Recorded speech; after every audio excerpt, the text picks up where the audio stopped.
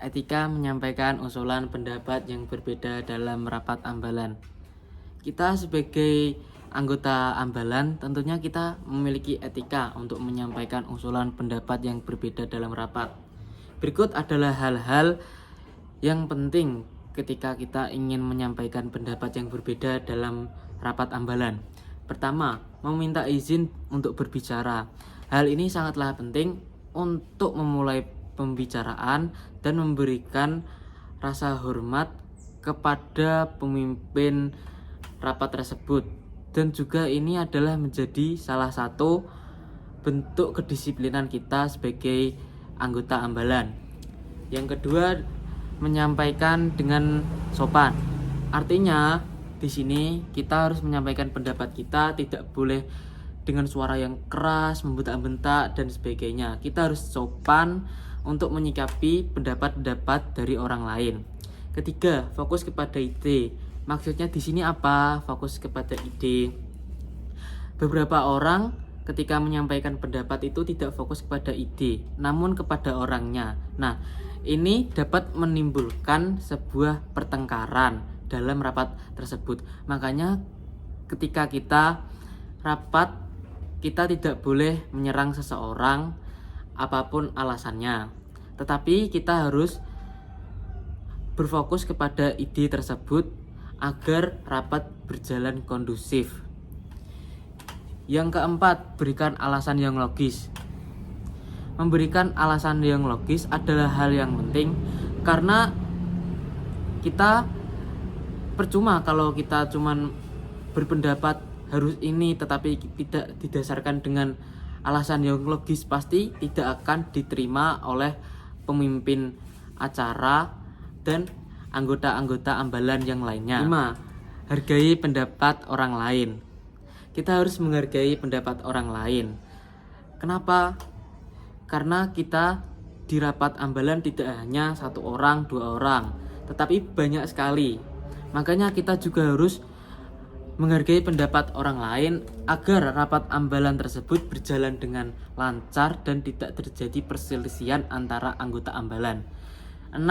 Menjaga emosi. Ketika kita rapat dan ada seseorang yang berbeda pendapat dalam rapat tersebut, nah kita tidak boleh emosi terhadap pendapatnya. Karena jika kita terpancing emosi karena hal tersebut, karena berbeda pendapat, maka tentunya akan terjadi permusuhan atau perselisihan di dalam ambalan tersebut. Yang akan saya lakukan sebagai anak pramuka yang mendarmakan dasar dharma, khususnya yang ketiga dan keempat. Dasar dharma yang ketiga adalah patriot yang sopan dan kesatria, sedangkan yang keempat adalah patuh dan suka bermusyawarah. Saya akan menekankan pada nilai sopan dan bermusyawarah. Sopan dalam bermusyawarah itu seperti memiliki tutur kata yang baik ketika berbicara dan menjaga etika dan sikap. Sedangkan musyawarah itu seperti bertukar pendapat. Tetapi jika tidak dilakukan dengan benar, maka nilai dasar dharma yang ketiga dan keempat tidak akan terwujud. Oleh karena itu, tindakan bijak yang harus dilakukan adalah membuatnya sadar tanpa menonjolkan kesalahannya. Sikap pertama yang kita lakukan adalah jika berada di dekatnya, kita harus membisikkan perlahan, tunggu dulu ya, biarkan dia selesai bicara dulu. Jangan memotong tanpa izin. Jika situasi tidak baik atau tidak membaik, kita harus memotongnya sambil mengangkat tangan. Permisi, bolehkah saya minta agar kita mendengarkan dan bertukar pendapat agar tidak terjadi pertengkaran di tengah musyawarah. Jangan memotong pembicaraan orang lain. Dan sikap yang benar seharusnya adalah sambil mengangkat tangan. Kak, bolehkah saya menyanggah? Atau Kak, bolehkah saya berpendapat tentang apa yang kakak katakan? Tujuannya adalah memastikan semua anggota memiliki kesempatan berbicara, bukan menyalahkan atau menyebabkan pertengkaran di tengah musyawarah. Prinsip musyawarah untuk mufakat dan solusi ketika mufakat tidak tercapai. Prinsip musyawarah untuk mufakat. Pertama, ada kebersamaan. Di dalam bermusyawarah, kita harus saling bertukar pendapat antara satu dengan lainnya untuk mendapatkan hasil musyawarah bersama. Yang kedua, mengutamakan kepentingan bersama.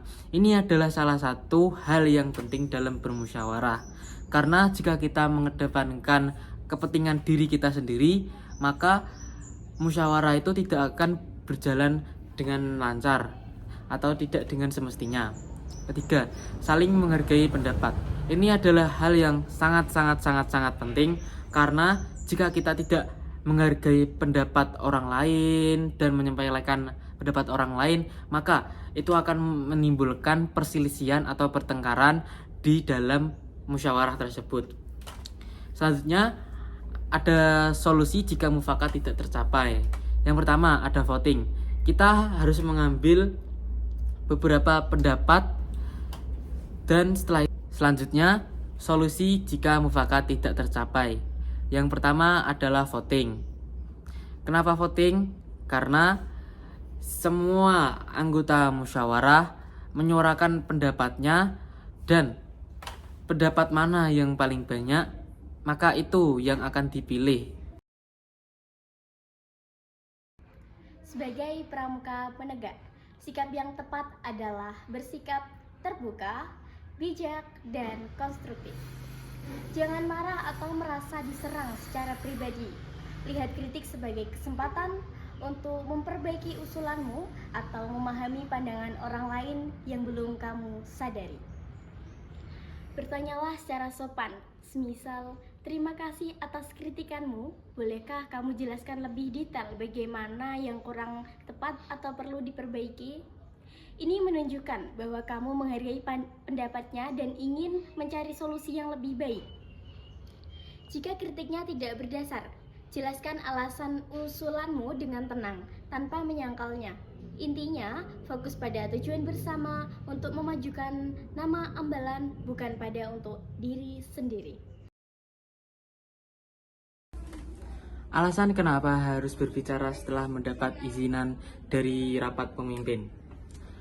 Hal ini memastikan diskusi efektif dan semua peserta dapat terlibat. Tanpa hal ini, rapat akan kacau karena akan banyak orang yang berbicara banyak dan langsung sekaligus, dan dapat memotong pertanyaan-pertanyaan yang lain atau pembahasan-pembahasan yang lainnya.